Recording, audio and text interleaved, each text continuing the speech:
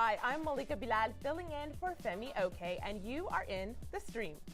Today, here's some food for thought. Although it's often known as the land of plenty, more than a quarter of the American population lives without access to fresh fruits and vegetables. So what's the impact on communities that live in these food deserts?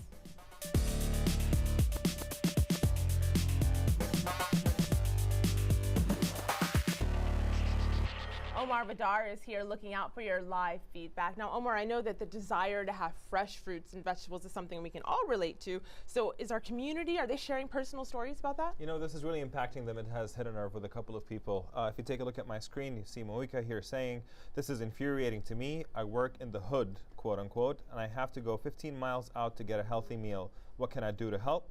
And we have another comment here from Dandelion who says, "This is such an issue in Oakland, especially East Oakland. Most find food in corner liquor stores," and I like the word food here in quotes. Of course, for those of you at home, we want you to join the conversation, so be sure to tweet at us using the hashtag AJStream. Well, joining us to discuss food deserts in the studio is Mari Gallagher. Mari is the founder of the Mari Gallagher Research and Consulting Group that studies food and health across the country. Welcome to the stream. Thanks for having me. Excited to hear what you have to say in just a second. We'll get to our conversation on food deserts in just a minute, but first, here's a look at another story we're following.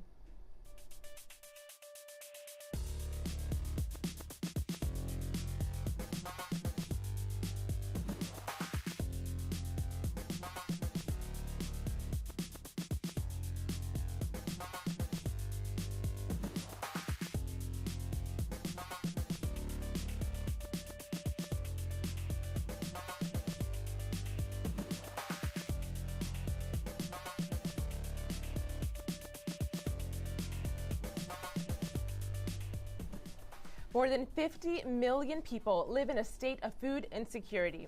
The U.S. Department of Agriculture defines a food desert as a low-income neighborhood where a substantial number of residents have limited access to fresh fruits and vegetables. Often these communities will have a deli, a corner store, or fast food restaurant as their only option. Well, over the past 10 years, the issue has bubbled up into public policy, but some activists say the phrase food desert simplifies a more complex problem of race, class, and gender. So how are food deserts created, and what's the best way to transform them into food oases? On Skype, joining us from the Bronx to discuss this is Tanya Fields, founder of the Black Project. In our Google Plus Hangout from Chicago is Shamar Hemphill. He's an organizing director for the Inner City Muslim Action Network, or IMAN. From Detroit, photo blogger for the people of Detroit, Noah Stevens. And from Minneapolis, LaDonna Redmond is founder of the Campaign for Food Justice Now. Welcome to the stream, all of you. Now, Tanya, I want to start with you. I want you to set the stage for us. And before you began doing your work in the Bronx, take us through a scenario of you trying to get food in your neighborhood. Is it a journey? What does it look like?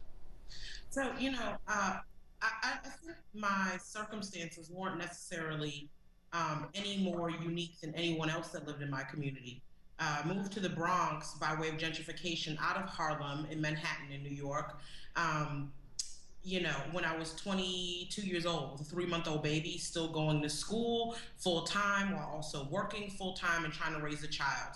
Didn't have a ton of support, and I basically live in a community that, while I hate saying it, and it's not representative of our community as a whole, is one of the poorest congressional districts in the United States.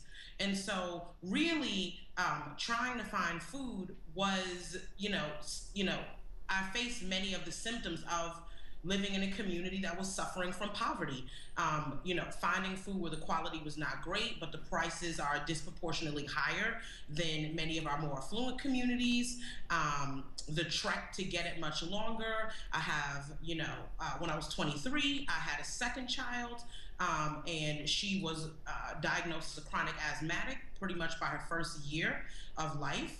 And then developed food allergies, and in trying to help her be more holistically healthy, watching my waistline expand and trying to get myself into a good place in health, it became really difficult. And so much of my food routine looked like having a baby in a stroller, a baby strapped to my chest, a book bag or a large purse with all of the things that I needed for school, including a laptop, getting on a train to go to a more affluent community in, on the Upper West Side or the Upper East Side, carrying my groceries with my children and my book bag back up on a train, up the stairs into my home. It was exhaustive. Getting good food into my home was exhaustive. I'm sure it was. And Mari, you heard Tanya say it was a trek. It was exhaustive. So what she's describing, some would say, represents a quote-unquote food desert. And I know that you popularized that term, and I pulled up on my screen here a graphic that we made here at the stream on what is a food desert. It shows just a map of where people live and have no car and no supermarket within a mile. Can you elaborate on what that really means? Well, it's very difficult, and believe me, I feel for that story because so many people all across the country want to choose healthy food, but if you have to go 2 or 3 or 4 times out of your neighborhood and take along little kids, it can be very difficult if you don't have a car. So that's what we see a food desert as, a large geographic area that clusters where you have this continual problem. We could call it food desert, food swamp. The bottom line, it is a very complicated dynamic, and once we do provide access, whether it's a healthy corner store, a chain store, or why not, a local community garden, there's a range of solutions, but once we have access, then we have other things to work on, like education, like making it culturally appropriate. But we all eat as part of the human condition. This does affect us all. Well, we have a video comment here from Melissa from Brooklyn, who essentially takes issue with the term food desert. Take a listen to this. Our food pantries receive fresh produce from New York State farmers. Our foodways are southern, and we have a legacy of backyard kitchen gardens. And yet, Bedford-Stuyvesant has been classified as a food desert. LaDonna, I want to throw this to you. What is your take on this? For me, the phrase food desert is really an inappropriate term because it takes attention away from the true issues that our communities face, which is poverty and hunger. And at the core of the issue is economic justice. And so what this show should be about is really food justice and not about a cute term that seems to be just resonating with people because it's cute and because it's sexy. But we know the situation that Tanya just described, as well as the other situations that many men and women face in some of our communities, is not cute or sexy. So we have to really stop playing games with the lives of people in the community and give them what they need, which is really clear solutions that are community-driven, that support their healthy lifestyles. And for me, the phrase food desert does not indicate that the support for community-driven ideals, like the ones that the young lady mentioned in your video feed, are even considered as solutions to the problem. We have to imply that those are solutions to the problem. And I think, Go ahead. I think the problem with food deserts also is that because I also, I'm on the side of I shy away from using that term food desert because it is as with much vernacular when it becomes like an industry term, or something like that. What happens is a lot of times it gets applied and it doesn't always. It's not a one-size-fits-all, right? Like I've been in the lower 9th Ward where you do have to go 10 miles and people are buying their basic needs at the gas station, or Buffalo where you're going 5 to 10 miles. But here in New York, in the 5 boroughs, I can go to a grocery store in my community. Do I want to spend the few hard-earned dollars that I have or my food stamp benefits on the food that's in there? Is it appropriate? Is it quality? Is it diverse, right?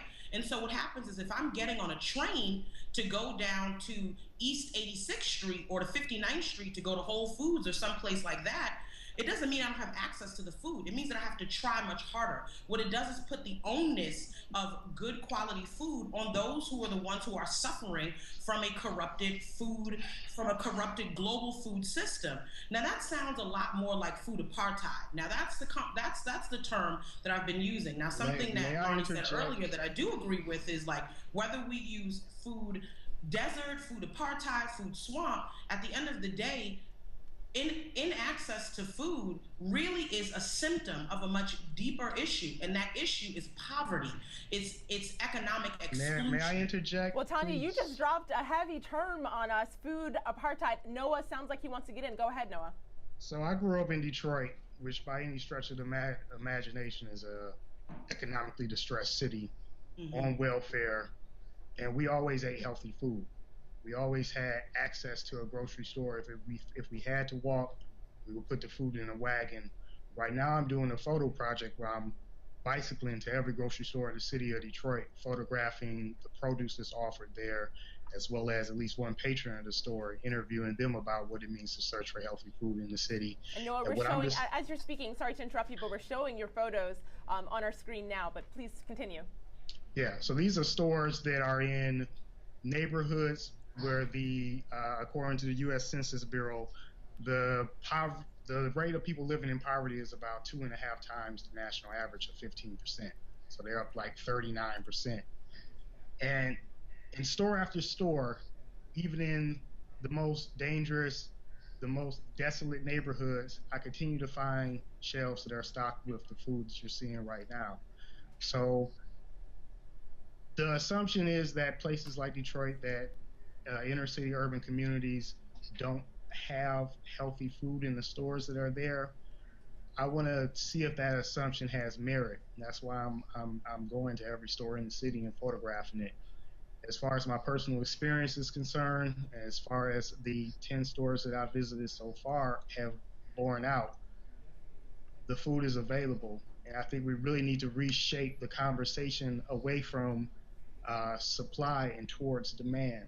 It's my experience that we have a select set of people in these stores who are making willful decisions to eat healthy food, and you have other people who are making a beeline straight for the ho-hos and the cupcakes. Shamar, Noah, what you're saying is incredibly interesting, and I want to get Shamar's take on that, because we heard from Noah what the view is like in Detroit. What is it like in Chicago? Of course, that's where I'm from, and the house that I grew up in was maybe 1.6 miles from the nearest big box grocery store, but we have corner stores, we have liquor stores. What's some of the work you're doing? What do you see where you are, Shamar? Well, obviously, I mean, I would have to agree and both agree and disagree. On one level, you know, again, the neighborhood that we're targeting right now, Inglewood, is predominantly African American.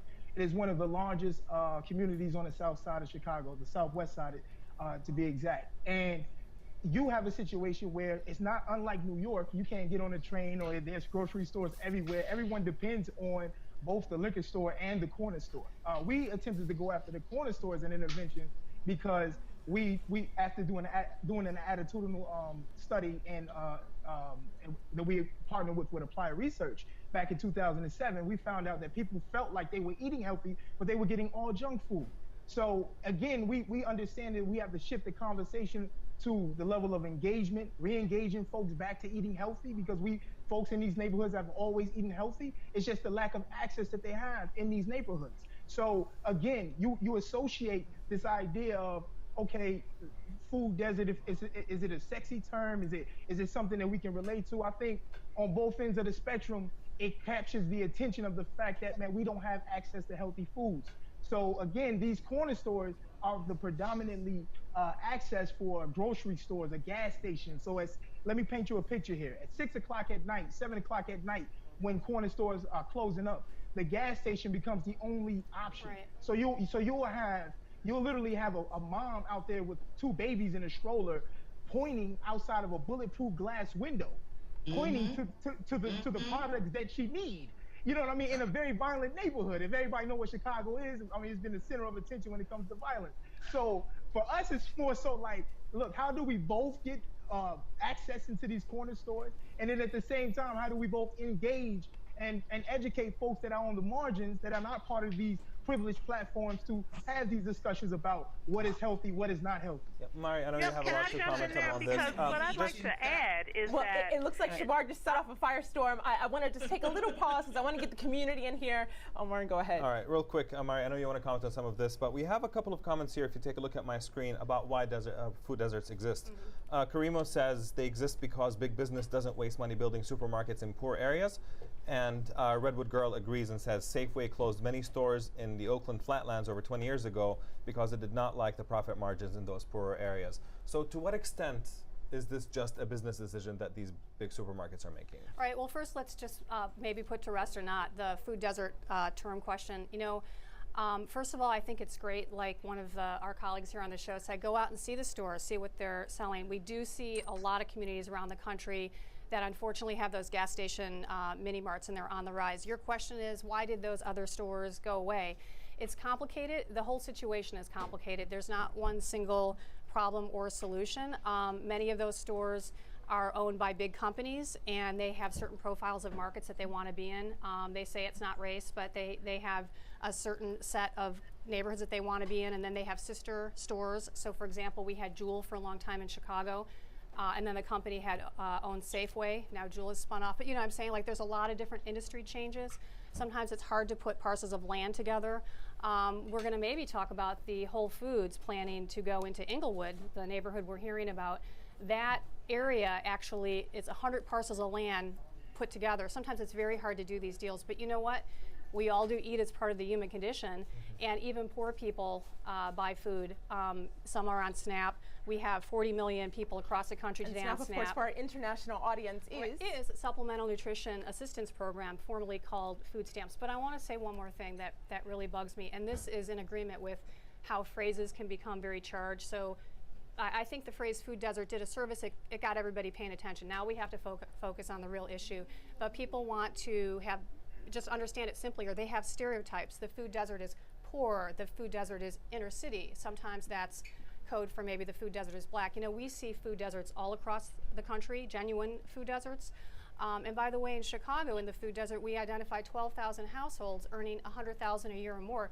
Not everybody is poor. This is not a homogeneous market. And I think once we see good food go in, we'll see more of it go in, because good retail, good food solutions attract more of the same. We need to support but, you know, it. I think we also I think the term food desert has done more for universities and researchers than it's done for communities that have just been identified. We can't get your words of wisdom like that. So Tanya, let's hear from you first.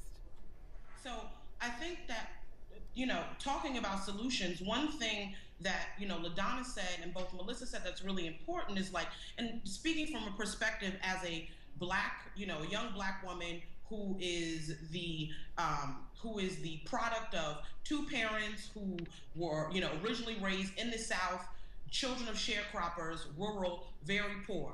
They raised a hog and slaughtered that hog. They raised chickens and got eggs. They, you know, grew food and canned and pickled, right?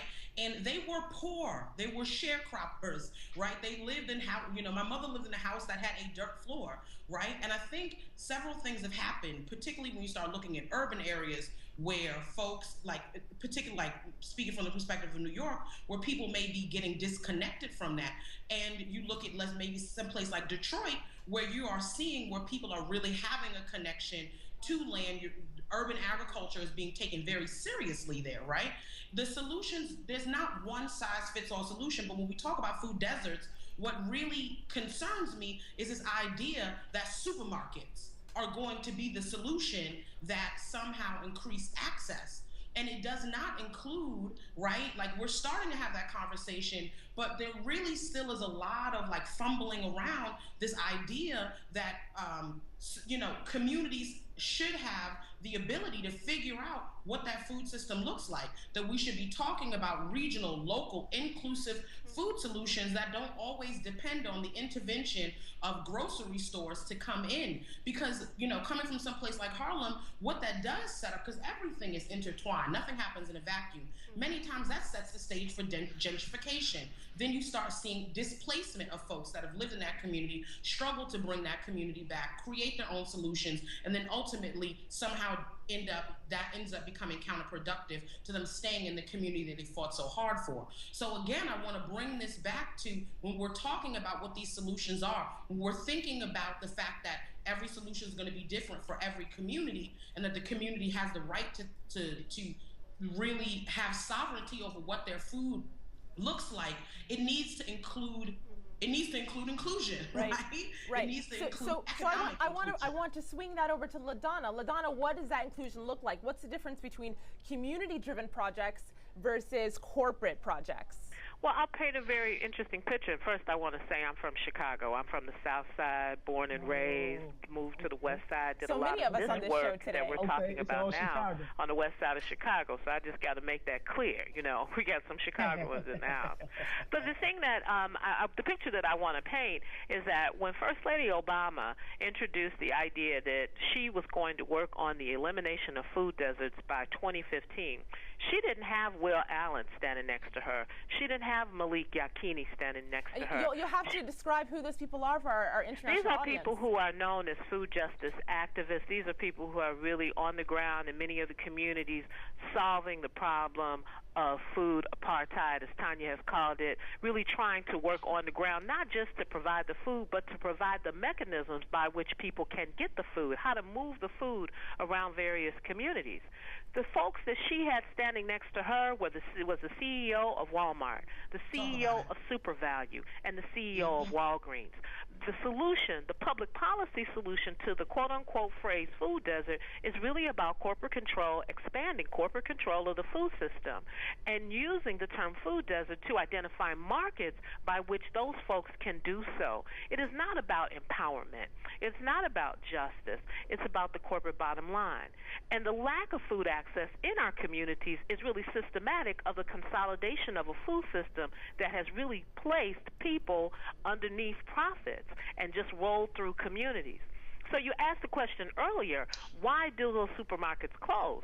Well, people vote with their money. If you stop mopping the floors and you stop providing the food and you stop giving customer service, black folk, every kind of black, brown, or any other kind of folk will take their money someplace else. And that's what happened to those supermarkets on the west side of Chicago. I know for sure. I was a resident that shopped at those stores. As they deteriorate and they're underserved and undertaken care of, then people leave and they move out and are actually forced out of those stores until the bottom line is zero, and then there's no other choice but to close a store that doesn't make money. So we talked about corporations. Much of this conversation. Let me just interject real quick, and we'll go right to you. Essentially, so we've talked about the role of corporations, we've talked about the role of community organizations, but I want to ask about the government. If you take a look at my screen here, Amar asks, I believe it's down to bad resource allocation by the government. And we have another comment here by Elizabeth who says, food deserts occur because the government subsidizes and promotes cheap, unhealthy food, but not veggies. So sorry for interrupting you, but do you think that the government could be part of this solution? Absolutely. If I may interject, I think a lot of this conversation about access and demand is predicated on the idea that there is a groundswell of unmet demand for healthy food in urban communities. And if that's the case, open up an Apple stand and be a millionaire. Mm-hmm. Even in the ghetto, even in the hood, market dynamics apply, right? If there is, in fact, a demand for healthy food, someone is going to rise to the occasion to meet that demand. It's my experience and it's my working hypothesis as I take out on this project to photograph every grocery store in the city, that the problem isn't with supply, it's with demand. We have too many people who are not conscientious enough to want to buy healthy food, to make decisions that are going to improve their chances for having a healthy lifestyle, having a healthy life outcome. And that's the reason why you see the negative health outcomes that you do in these communities. Because I'm meeting people in these communities who are making those choices.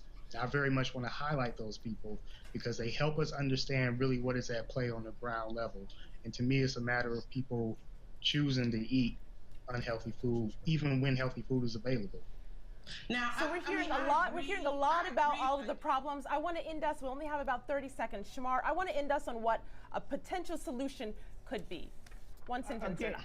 Again, Iman, Inner City Muslim Action Network is working with 15 corner stores right now.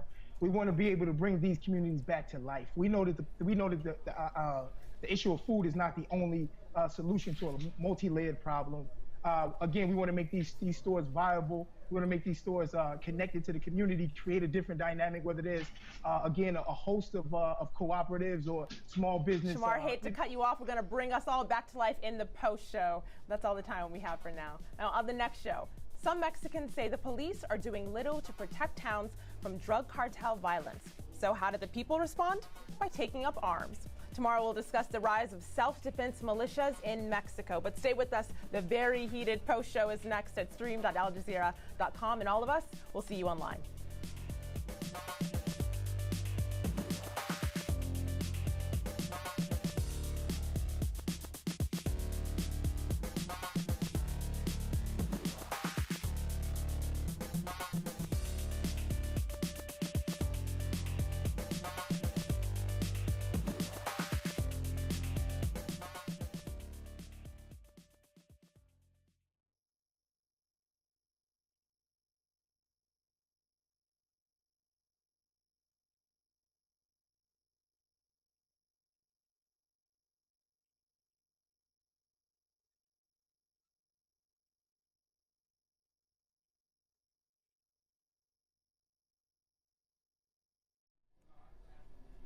Welcome back to the Stream's online post show. Now we're continuing our conversation about food deserts in the United States, and we want to get right back to the discussion. At the very end, as usually happens, everyone wanted to talk. So I want to go to Shamar first, and then Mari, and then Tanya. Shamar, wrap up your point that you were telling us so eloquently when I cut you off. That's okay. Again, I was just alluding to the fact that, our intervention around, the issue is, again, in and around the corner stores. We're sort of doing similar dynamics to what our brother Noah is doing in Detroit, and getting the resident feedback and literally listening to their stories. And then at the same time, being uniquely positioned to interface with the corner store owners. We have 15 stores that we partnered with. 4 of them we've already got a healthy section in. There's a lot of vibrant conversations happening around the fact that these stores could be possible solutions. Something that, again, many parents have and pioneers, not elders, pioneers have expressed to us that we don't want to just go to a supermarket or a large box grocery store. It's too many aisles for us to walk through. We like our local convenience store, our corner stores. So they're right with us on the front line. We have a large base, both from the American Muslim community and from the local neighborhood directly in Inglewood, that's working to make these stores a viable option and solution to deal with this whole idea of what's coined as a food desert. So for us, it's a multi-layered issue, but again, if we make these corner stores viable, that could be the start of something that can trickle across the United States of America and of course the world, of people who are dealing with the same similar dynamic in urban centers. And at the same time, again, we have to begin to find ways to work with what is deemed as the problem, which is corner stores, and at the same time focus on empowering those community residents to be at the forefront with whether it's education, whether it's policy, or whether it's alternative business models. So Mari, he says it's about empowerment. It is about empowerment, and you know what else? I would also say it's about choice, having a wide range of choices, and I agree with very much these different things that have been mentioned: corner stores, local urban agriculture, local community-driven projects. And I want to say one other possible solution. You talked about what's government doing. We have these SNAP stores, Supplemental Nutrition Assistance Program stores, formerly called food stamps, that we talked about earlier. And many of them, for 2 problems. 1, standards are too low. 2, in many of these neighborhood stores are abusive, in some cases, in not following those standards. So the USDA and FNS right now, the government, is reviewing that program to see if perhaps those stores should do a little bit better job providing those healthful foods, and so that the consumer SNAP dollar can actually be a first line of defense against malnutrition, which is the tagline of SNAP. So I think it's very complicated. I don't think the issue is so much the term. I do think people in these neighborhoods also need jobs. We need to work on economic development. And I do think that retail attracts retail, and like attracts like. So unfortunately, when you have a community that's saturated with liquor stores, it's hard for other things to take root there, even if the community wants it. So, as someone who's lived in communities saturated with liquor stores, the best way to get rid of that is to stop going to liquor stores. I don't go places with bulletproof glass because you telling me this is a place where people get shot. Right, but if you're a mom on SNAP and that's your only store, we really need to also be conscious of, and this is what I say all the time, because it gets us stuck. At the end of the day, this movement that we're doing is not predicated just on our own values, right? We have to stop pathologizing and start organizing, right? I can't be up on 125th Street and you down on 86th Street and I'm like yelling at you to come meet me on 125th Street. I gotta come meet you on 86th Street, and then we need to have a conversation about how we're gonna get to 125th Street and get there together. And so the reality is there's several things that's happening. One thing that I definitely agree with Marnie saying is, like, it is complicated, right? We are looking at cycles of poverty. Cycles of poverty come with certain things. If my mother prepared me things that came out of a box with dyes and freeze dried, or came out of a can because we went to a pantry to get it, my palate becomes used to that, right? And it's interesting. Somebody else said something about healthy. How are we defining healthy? Healthy itself has actually been commodified. It triggers a lot of different types of visuals. People think this is something that's not going to taste good, or whatever the case might be. If you've got palate re-education that needs to happen, people, you got to try something 7 times before you can really figure out whether or not you like it. If that thing is not even available in your community, you can't even have a conversation about whether or not you're going to saute collard greens or make butternut squash soup or whatever it is. And then you've got to figure out whether or not that's a community that even wants it. So there are several things that need to happen at one time before we even get to this idea of demand, right? If it's not there, you haven't been exposed to it, how do you know to demand it? That's the first thing. The second thing is, it's a myth that many people in the community don't want it. We are actually working on a project where we're taking a school bus, turning it into a clean energy vehicle, made it culturally relevant in terms of its aesthetic, and we're out here talking to folks, bringing this bus out. People are knocking our door down to know when it's going to happen. They are saying, I know that my kid is dealing with childhood obesity. I know that I've got some issues that may be related to food. I want these things, but I also know that I work from 12 a.m. to 8 a.m. in the morning. I've got, all these other things that I'm dealing with. If it is not convenient, if I cannot get it on my way from A to B, then the reality is it probably will not happen. And so it really, for me, is problematic then when we say to people who are suffering from many of these isms, well, then it's your responsibility to get on a train or get in a car or take a cab 5-10 miles away to get those things. We've got to look at this as a multi-layered issue. Right? It isn't just for me, just supply and demand. That's too simplistic. Tanya, if you let me interject. I wanted to jump in because just give me 1 second. Actually, I'm going to you next. But I just would like to bring in just one comment from the community that I would like you to address as well. Just on the question of whether people actually want these foods. We have a comment here on Twitter. Somebody tweeted, no amount of fresh produce is going to solve a food access problem if no one wants to shop at the supermarkets, whether people actually want these foods. But we also have another comment from Chris on our page that says, businesses have this assumption that people in these neighborhoods won't demand fresh fruits and veggies. So my question for you, LaDonna, is do you think that there is any merit for this idea that people actually are not seeking out healthier foods? No, I know for a fact that people in these communities are seeking out healthy foods. I was one of them. I lived on the west side of Chicago. We had one major chain grocery store that closed, and I was seeking out healthier food options. In 10 minutes from my house, I could get everything imaginable, including narcotics and semi-automatic weapons, but I couldn't get a tomato unless I grew it myself. So I just don't believe that there is these big swathes of land where people just simply don't know or recognize health. When you go into a room and almost every African-American person that you ask is a diabetic and they have been told to change their diet, they have to do that. And the only way to change your diet is to get different food. But that's sort of an aside. What I want to get back to is that me, for one, will never let the food desert term rest, because it is the Trojan horse for increased corporate control of our food system, and that's just the end of it for me. But this conversation has to begin to be about public policies. Right now in our country, we do not have a farm bill. So that supplemental nutrition assistance program that we all have been talking about or mentioning is really in jeopardy. $40 million is being threatened to be cut from that program, and we know that there's 47 million people in America right now that are taking supplemental assistance from the government so that they're able to feed themselves. And LaDonna, I do believe you just gave us a topic for another show. Go ahead with your one more point. We have to politicize those folks that are going to those supermarkets and feed them healthy food. Right. Perfect ending. I think you just gave us an idea for our next stream topic, but we're running out of time. So I want to do a little round table. I want to go around the room, the quote unquote room, and hear from all of you in one sentence on what your ideal food distribution scenario looks like. Maria, let's start with you. The ideal food distribution scenario, local, more stuff grown very, very locally, more urban ag, more community choice.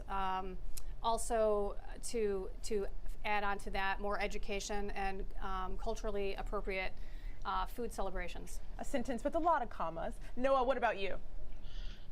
Actually go to the stores in your community and see what food is available there, because in doing this project, I'm finding that healthy food is available. Tanya.